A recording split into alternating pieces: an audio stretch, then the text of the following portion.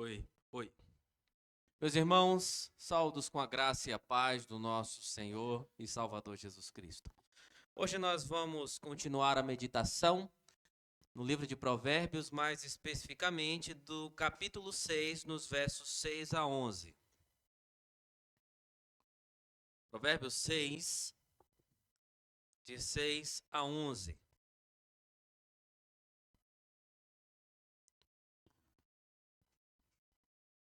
Sempre vale a orientação de manter a Bíblia aberta, fazer anotações, refletir ainda hoje quando chegar em casa e durante a semana.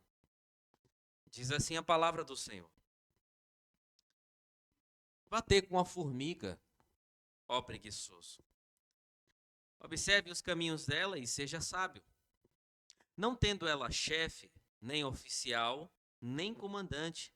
No verão prepara a sua comida, no tempo da colheita ajunta o seu mantimento. Ó preguiçoso, até quando vai ficar deitado? Quando se levantará do sono?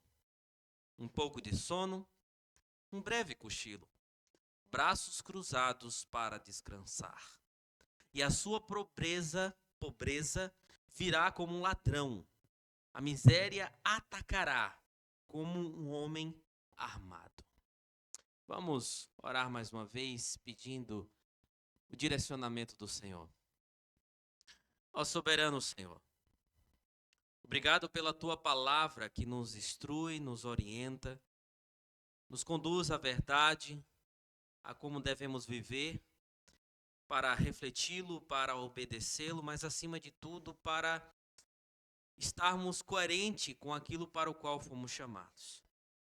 A tua palavra, ó Deus, mais uma vez nos adverte, especificamente nesta noite, sobre algo específico, que é o pecado da preguiça. Senhor, que por meio desta palavra o Senhor confronte o nosso coração, que o Senhor nos conduza, ó Deus, a abandonarmos a preguiça, a letargia.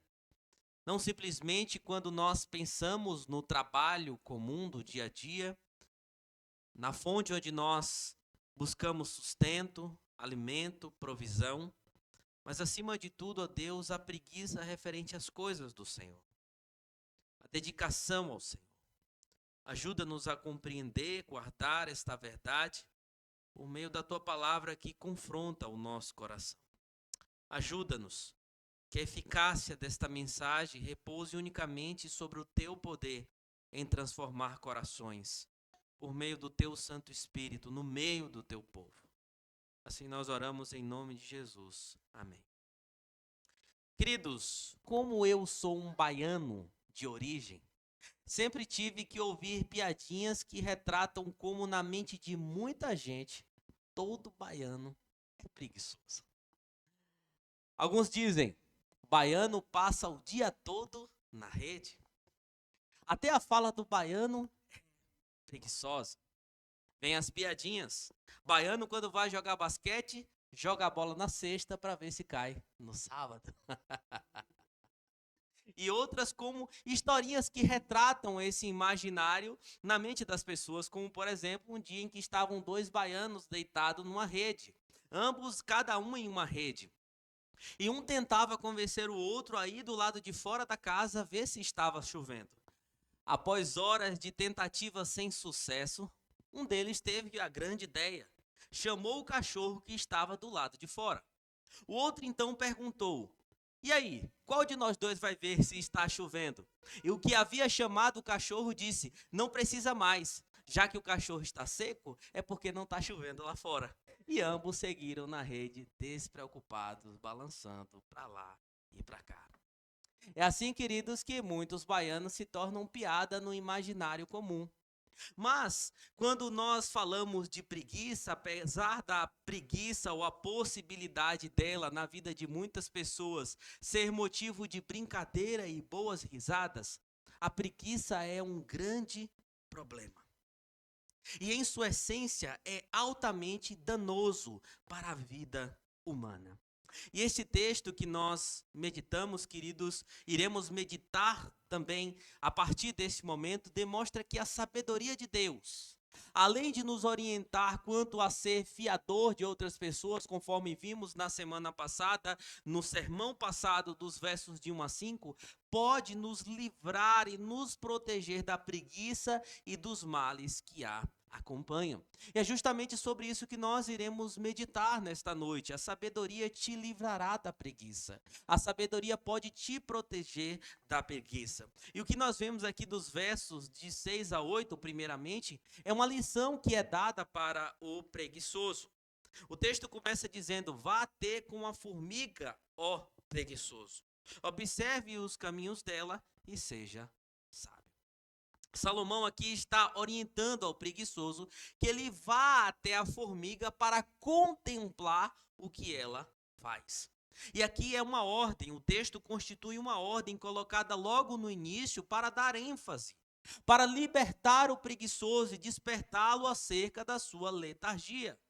E ele mostra, queridos, um exemplo da natureza, um ser aparentemente insignificante, mas que através daquilo que era próprio da sua natureza, o que é o trabalho árduo, tem muito a ensinar. Aliás, muitas vezes, meus irmãos, só é desprezível aos nossos olhos aquilo que nós não conhecemos de fato. Até mesmo as pequenas coisas que Deus criou pode nos ensinar a tirar lições para a glória dele. Vejam só, até mesmo uma formiga. E sábio é aquele que tem os olhos abertos para contemplar a riqueza da criação de Deus e também aprender com ela. E as formigas são sim um exemplo de ética de trabalho. Elas são guiadas por aquilo que está em sua própria natureza. Há, por exemplo, pessoas que prosperam na vida profissional quando tem algum supervisor, alguém que está ali olhando, impondo-lhes consequências, que se não houver responsabilidade e diligência, você será punido. Então você diz: eu vou trabalhar, eu tenho alguém na minha cola, eu preciso fazer para que não haja problemas para mim. Mas não é assim que a formiga trabalha, o texto nos mostra. Que elas têm isso na sua própria natureza. Diferente de nós. E elas também não precisam buscar motivações. Não há motivação maior para a formiga. Eu preciso fazer isso porque hoje eu tenho que me sustentar. Ou eu preciso fazer aquilo senão algum parente formiga meu pode passar por alguma dificuldade. Não. Ela simplesmente vai lá e faz. Por quê? Porque ela conhece o seu tempo. Ela sabe aquilo que é necessário para elas. Elas trabalham por aquilo que são. E o crente, olhando para a nossa vida, deve ser da mesma maneira. A verdade é que nem sempre estamos completamente dispostos a ir trabalhar, não é verdade? Nem todo dia você acorda assim: nossa, hoje eu vou enfrentar aquela empresa. Hoje eu tenho que ir trabalhar. Hoje eu tenho que ouvir o meu chefe falando um bocado de coisa no meu pé do ouvido, me mandando fazer isso e aquilo, o supervisor reclamando de tudo. Ah, hoje eu tenho que ver aquele colega de trabalho, dentre outras coisas dessa natureza. É verdade também que certas motivações às vezes ajudam, não é verdade? Eu tenho uma família para sustentar. Eu tenho contas para pagar. Se eu não for trabalhar, acabou. Quem que vai pagar a parcela do meu carro? Quem que vai pagar a parcela da minha casa? Quem é que vai pagar a fatura do meu cartão? Eu preciso ir trabalhar. Eu não nasci rico, eu não nasci em berço de ouro, então vamos lá. Mas as formigas são diferentes. Elas não precisam de algo desse tipo. Elas não precisam de alguém que as governe para isso.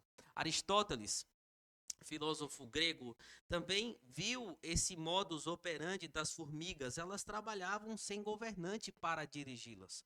Os etimologistas hoje modernos descobriram que uma organização social perfeita entre as formigas é algo muito claro.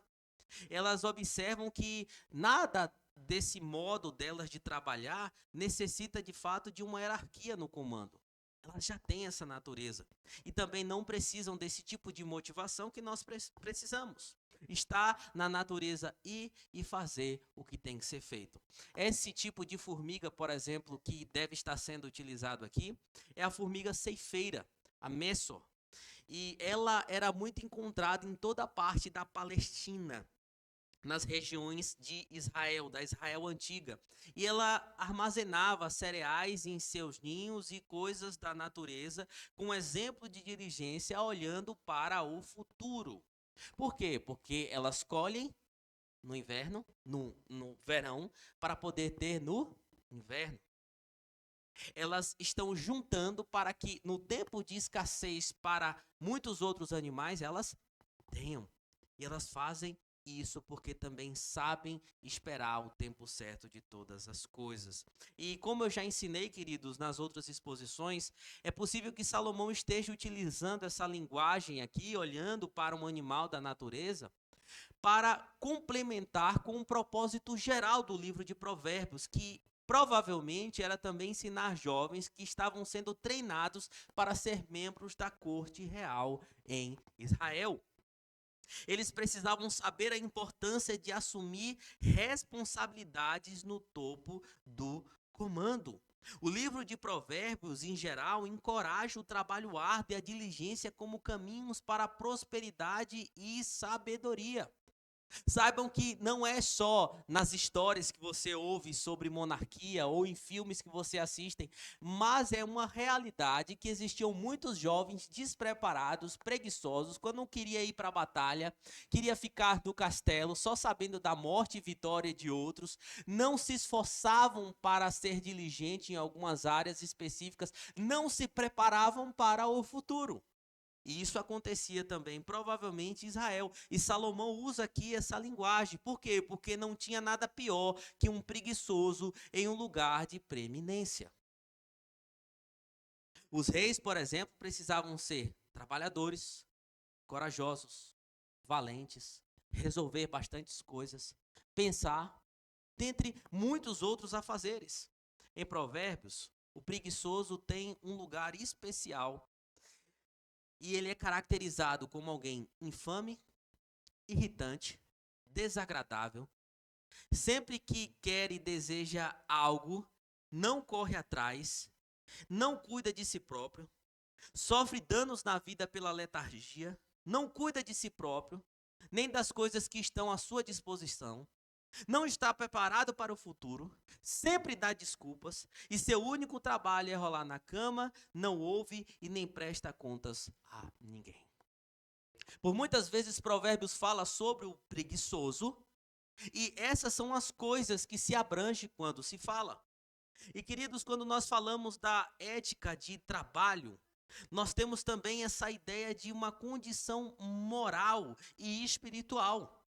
Muitas pessoas acham que quando se fala de trabalho ou preguiça, está falando apenas de meras atitudes comportamentais, ou simplesmente desse ato de ter motivações. Não, nós temos uma condição moral, que naturalmente é reflexo daquilo que é espiritual. Como nós podemos comprovar isso? Quando nós olhamos para Gênesis. Quando o Senhor cria o homem ele foi feito para servir. O homem foi feito para trabalhar. O homem foi feito para cuidar do jardim, para encher o mundo da glória de Deus, para ser um bom administrador, ele e a sua esposa, conforme nós vimos hoje pela manhã no estudo. Ah, pastor, mas é dito lá que começou a ser penoso somente, o trabalho penoso somente depois que o homem pecou. Não. O fardo do trabalho, o cansaço pelo trabalho veio por causa do pecado. Mas antes o homem já trabalhava.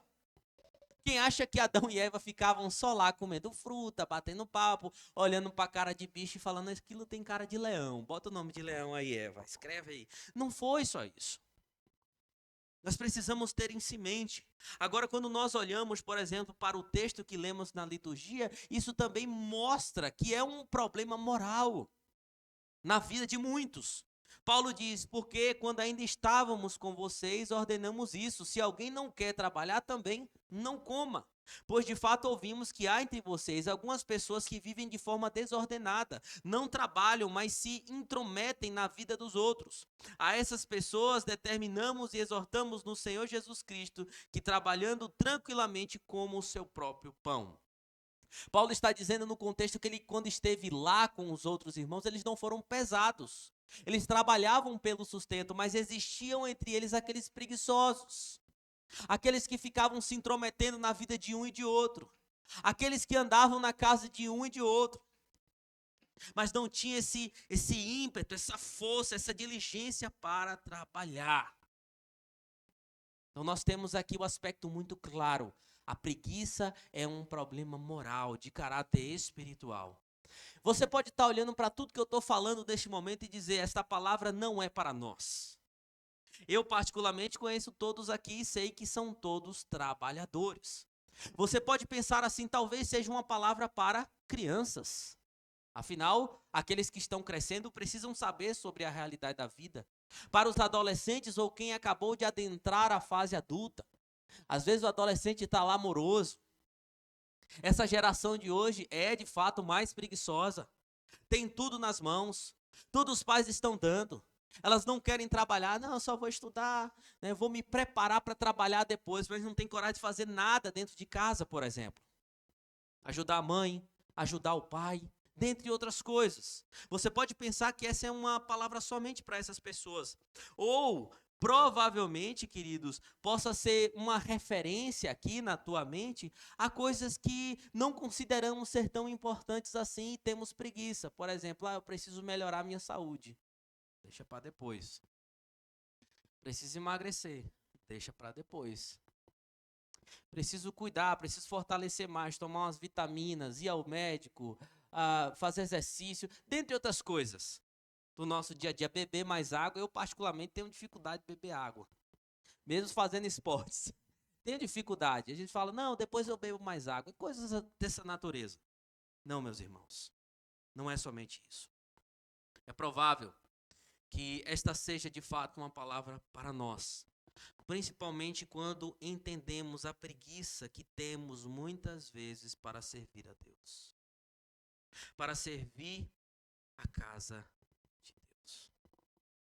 Quantas vezes nós somos preguiçosos para isso? Quantas vezes nós temos letargia para isso? Quantas vezes nós não nos empenhamos para isso? Para servir ao Senhor, para nos dedicar ao Senhor, no aspecto espiritual, no dia a dia, na leitura da palavra, na oração, na evangelização, no cuidado mútuo entre aqueles que são da nossa família. É muito mais fácil chegar em casa, às vezes depois de um cansaço do dia de trabalho, pai e mãe, e bater papo com o filho, ficar na frente da televisão, dar um celular ou qualquer outra coisa do tipo, do que reunir a família para meditar na palavra de Deus, para orarem juntos. Porque no coração de muitas pessoas isso é mais prazeroso do que simplesmente se dedicar a Deus, mas isso é uma preguiça para com as coisas de Deus. De servir na casa do Senhor. Meus irmãos, não tem coisa mais triste quando a gente tem que estar puxando a orelha, falando para as pessoas servirem na casa de Deus, para se dedicar à casa de Deus. Mas eu não sei cantar, mas eu não sei tocar, mas você sabe pegar um copo, você sabe organizar alguma coisa, você sabe passar uns slides no computador, alguma coisa você sabe fazer. A letargia de muitas pessoas, essa preguiça, fala desse caráter que está um pouco corrompido nessas questões, ou até mesmo muito corrompido nessas questões.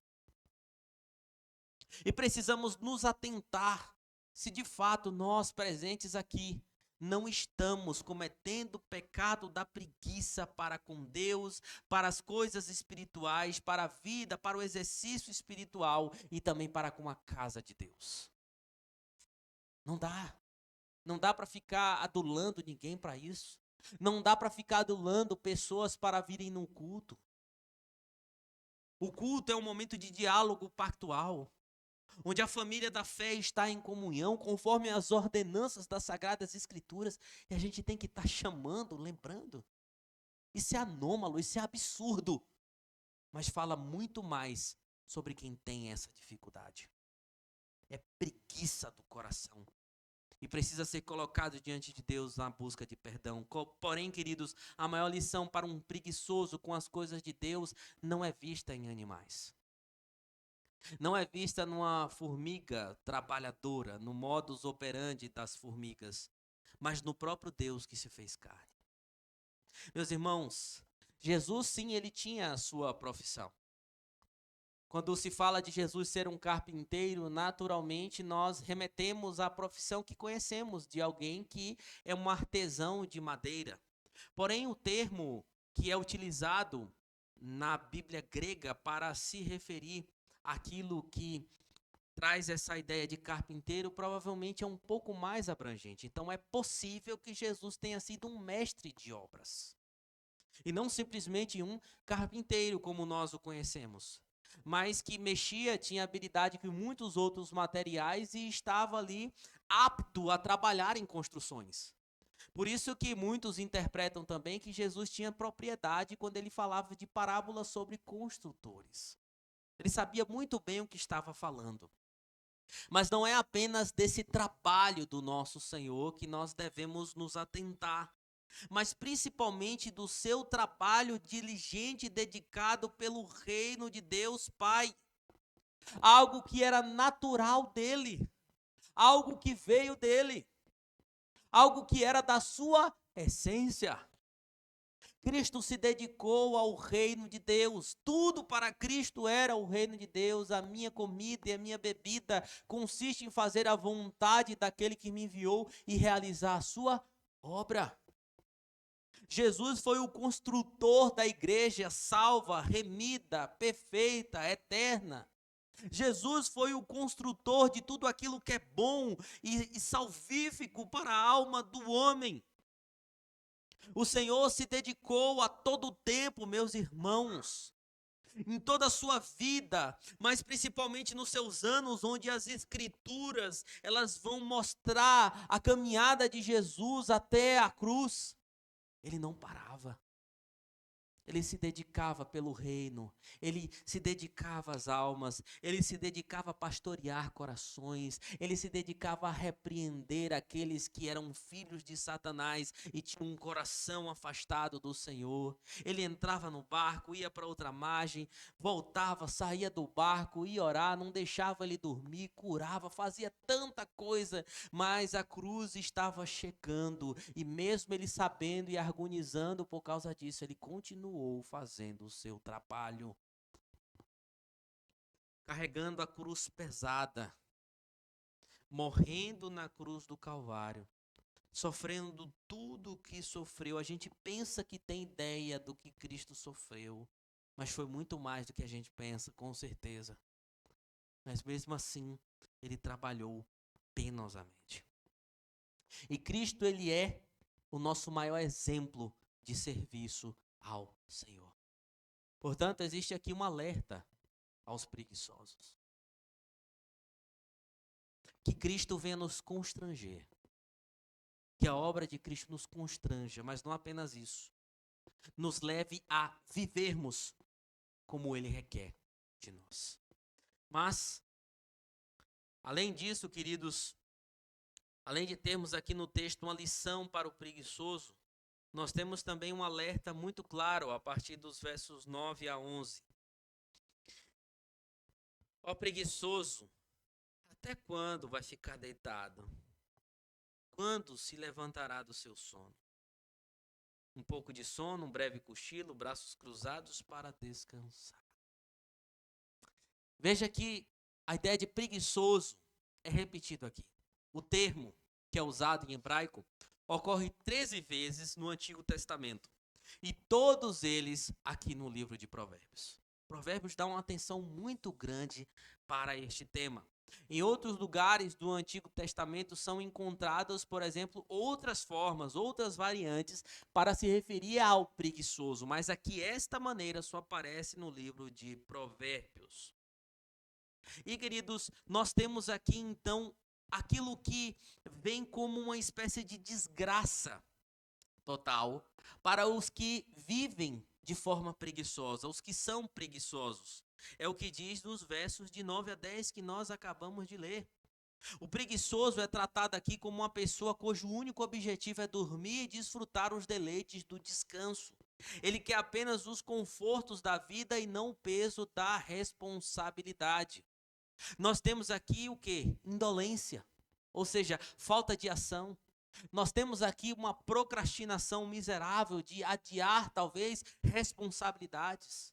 Nós temos aqui um alerta contra a ociosidade. Mas precisamos nos atentar também para o princípio bíblico. Para sair da pobreza, é o trabalho diligente que vai nos levar a isso. Quando eu me refiro à pobreza, eu não estou me referindo, como eu falei na semana passada, e nem o livro de Provérbios, a pessoas que têm menos condições financeiras. Isso precisa estar claro. A pobreza na mentalidade da literatura sapiencial da época é estar sem condições nenhuma de sobreviver a ponto de se vender, talvez como escravo, para poder sobreviver. Era não ter nada, mas não era pelas situações em si, uma colheita que não deu certo, ou por ter nascido numa família mais pobre, mas por irresponsabilidade própria. E existe o alerta para o preguiçoso, e também para aqueles que colocaram-se como fiador, para que não chegassem a esse ponto. Mas o trabalho em si, no livro de Provérbios, traz essa ideia de dignidade. De ter dignidade para quê? Para viver. Para poder ter o pão de cada dia. Para poder ser um ser humano decente.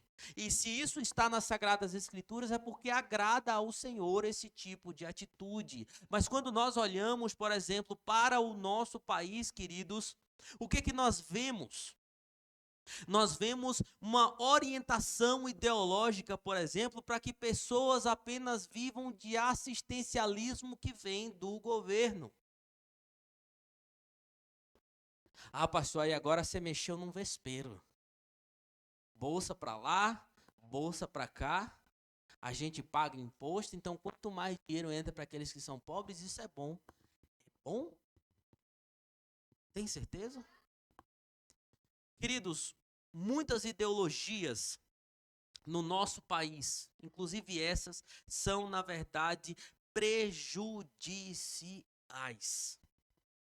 Totalmente prejudiciais. Por quê? Porque se uma pessoa ela está passando por um momento de dificuldade, tem esse auxílio, ela tem que tê-lo até conseguir outro trabalho, para ter uma vida digna, para buscar o melhor para a sua família.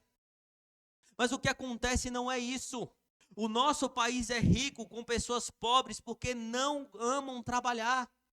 Porque são pessoas que querem apenas viver desse assistencialismo por causa dessas ideologias que adentraram no nosso país, no imaginário de pessoas que romantizam a pobreza total, que romantizam a miséria, que romantizam a preguiça e romantizam o assistencialismo inacabado.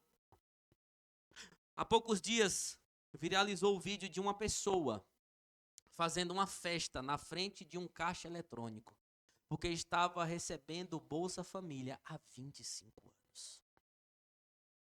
Motivo de vergonha, porque essa pessoa dava para ver que ela tinha condições de trabalhar. Ela estava dançando, ela estava fazendo festa, ela tinha condições de trabalhar. Mas não, ela não queria isso, porque estar recebendo ali sem fazer nada para ela parecia ser o melhor. Não é uma regra. E você não vai ver aí muitos jornais, meios de comunicação, IBGE ou qualquer outra coisa falando isso, mas muitos adolescentes jovens que optam pela criminalidade vêm de famílias que se acomodam com a miséria e são acostumados a receber e não conquistar pelo esforço e mantimento de cada dia. Aqueles que já tiveram contato com assistência social, que já trabalharam nesse meio, vão constatar que isso é uma verdade. Enquanto a Bíblia diz que trabalho é uma bênção, que o homem foi feito para trabalhar, essas ideologias dizem que o trabalho é o quê? Opressão. Que as pessoas são oprimidas pelos chefes miseráveis, que não pagam direito, que não dão valor ao trabalhador. Portanto, é melhor ser assim, odiar o trabalho, não querer trabalhar para ninguém, não buscar o pão de cada dia. E adivinham que muitos crentes ouvem e aceitam em nossos dias esse tipo de coisa. quando na verdade deveriam estar incentivando os irmãos a trabalharem, a se dedicarem, mesmo que ganhem pouco, mas que seja pouco com o suor do rosto, com dignidade. Quantos irmãos eu conheci em outros lugares do Nordeste, por exemplo, quando fui missionário, pessoas que não tinham grandes coisas dentro de casa, não tinham até muita coisa para comer, não tinham grandes condições, moravam em lugares remotos, mas eram pessoas trabalhadoras, dignas, que amavam aquilo que fazia, que glorificavam a Deus com o seu trabalho e sustentavam a sua família. Isso é bíblico. Se você ganha mais, se você ganha menos, se você tem muito ou tem pouco, é a minha obrigação e a tua obrigação trabalhar, buscar o pão de cada dia. Isso é tão sério que até mesmo no dia do descanso que o Senhor nos deu, nós descansamos servindo ao Senhor, trabalhando para o Senhor, nos dedicando para o Senhor. Então há um alerta. O preguiçoso, ele tem essas características, mas o que é que vai acontecer? Vai se dar mal. Verso 11. E a sua pobreza virá como um ladrão, e a miséria atacará como um homem armado. Aqui nós temos o mesmo alerta visto em Provérbios 24, 33 a 34. É quase um copia e cola. E há uma lei inevitável, queridos, na vida, e também irreversível, que é algo natural. Só se colhe aquilo que planta. Só ceifa quem semeia. Isso é uma lógica inevitável para a vida. E o texto mostra que a única coisa que o preguiçoso colherá é pobreza e necessidade. É dito que virá como um ladrão. O texto hebraico não usa a palavra ladrão, mas usa aqui um termo que era comumente utilizado para se referir a homens e mulheres instáveis e desobedientes que faziam aquilo que era contra a vontade de Deus, que vinham para fazer estrago. Então, muitas versões bíblicas colocam como um ladrão, e é algo mais ou menos dessa natureza. E diz também que, além da pobreza, a necessidade virá como um homem armado, que vem com más intenções. São sinonímicos aqui no versículo para dar ênfase a essa ideia de só conseguir miséria com a preguiça. E mais uma vez você pode dizer, pastor, essa palavra não é para mim. Esse alerta não é para mim. Eu trabalho, eu me esforço, eu não como o pão da preguiça, eu sustento a minha família, eu tenho pouco, mas eu trabalho, eu sou digno do meu esforço. Eu tenho muito, mas mesmo assim eu trabalho para sustentar a mim, aos meus. Só que, queridos, mais uma vez, eu chamo a tua atenção para o verdadeiro trabalho que importa em última instância. Sim, o nosso trabalho do dia a dia glorifica a Deus e nós ensinamos aqui isso várias vezes. Mas é esse trabalho, queridos, que de fato nos ajuda a juntar o tesouro que importa, que é o tesouro nos céus. O trabalho para Deus. Observe uma coisa. O Senhor não precisa de mim, de você, para absolutamente nada. Ah, eu sou especial. O que eu faço, ninguém faz. Você está totalmente equivocado. Para nós é um privilégio servir com os dons que Deus nos deu. Mas se você for arrogante, prepotente ou achar que o mundo gira em torno de você, Deus levanta 10, 20, 30, 40 melhores do que você. Tudo que nós temos para servir é para a glória de Deus.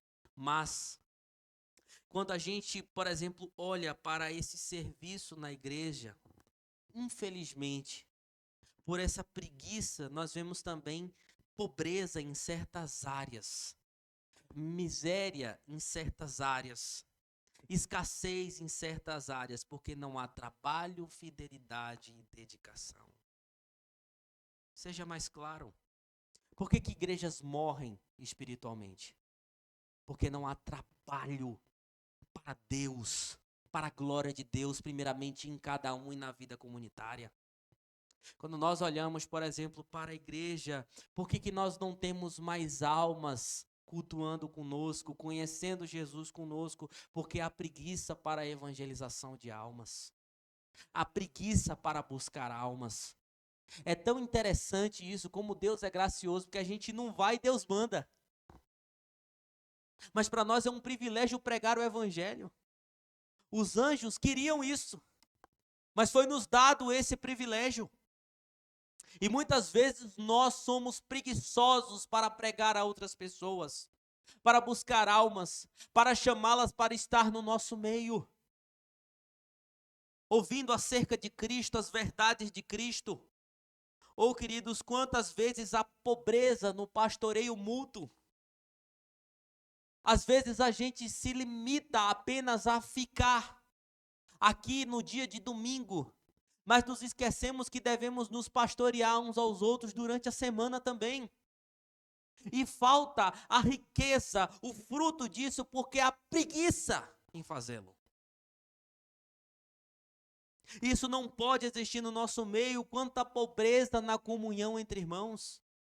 E quando eu digo em comunhão, é por meio daquilo que Cristo conquistou e que nos une. Pastoreio, alegria, tristeza, oração, discipulado, todas as coisas que englobam, mas a pobreza, por quê? Porque nós não sabemos também exercer essa comunhão que Cristo conquistou para nós. Às vezes na organização da igreja, em muitas áreas, física, organização de coisas pequenas, porque a igreja precisa disso. Aí deixa na mão de poucos. Quando esses poucos não podem fazer, fica sem. E aí muitas áreas ficam desorganizadas. Quanta pobreza há no louvor em muitas igrejas. Sabe uma das coisas que eu mais odeio? Fique sabendo. Quando eu estou vendo que tem pouca gente se dedicando, de verdade. E às vezes quem se dedica não é um músico excelente, não toca perfeitamente, mas está se esforçando. Aí vem uma pessoa que não faz nada a reclamar. Já fique sabendo que eu odeio isso. E vai ouvir, porque eu falo. A pessoa está se esforçando, a pessoa está correndo atrás, a pessoa está buscando, está servindo ao Senhor, está sendo diligente, quem não está fazendo nada está reclamando? Aqui não. Será repreendido. E não apenas repreendido pelo que fala, mas também para que possa despertar e assim buscar fazer o que deve ser feito. Se esforçar para fazer o que deve ser feito. Também na pregação, quantos púlpitos pobres nós temos por aí? Quantos púlpitos pobres de verdadeiro evangelho? Pastores que se limitam a fazer um sermão para que o povo de Deus ouça somente no domingo à tarde. Homens que passaram 4 anos num seminário, fazendo compilação de materiais já existentes e só isso. Homens que são levados por Deus e também apoiados pela igreja apenas para servir e fazendo só isso. Essa mediocridade para Deus. Muitas igrejas são pobres porque os púlpitos são pobres. E quantos não tem aí fazendo isso? Ah, meus irmãos, isso não é coerente com aqueles que professam ser servos de Cristo. Sabe por quê? Porque Cristo, além de se dedicar em suas obrigações, ele colheu os bons frutos do seu penoso trabalho. Que maravilha! A Bíblia fala, queridos, que acima de tudo o trabalho de Cristo neste mundo foi para a glória dele, mas também para o nosso benefício. Romanos 8, Filipenses 4 mostra que nós herdamos as boas coisas que Jesus conquistou. Como o Rei Supremo, ele nos alimenta como seus vassalos. Ele nos supre totalmente como seus súditos por aquilo que ele conquistou no campo de batalha. Que ele conquistou com o penoso fruto da sua alma, que conforme viu Isaías profetizando, ele se alegrou com isso. Ele se deleitou com isso. Portanto, como podemos dizer, queridos, que somos servos dele e não servir a ele devidamente com empenho? Servir aos nossos irmãos com empenho, servir a igreja com empenho e ir a este mundo com empenho, sem preguiça, não é coerente. Mas eis aqui esse alerta que o Senhor nos dá sobre a preguiça. E agora não tem mais desculpa. Talvez você tenha vindo para a igreja, leia o texto antecipadamente, não vai ser para mim, mas pode ter sido. E que também nos alerte, não apenas hoje, mas amanhã e até o último dia da nossa vida. Que nós possamos sempre nos dedicar, mesmo que deixemos de trabalhar para conseguir o pão, talvez já aposentados ou qualquer outra coisa, mas buscar acima de tudo servir a Deus com empenho até morrer. Sempre e sempre. Queridos, falando sobre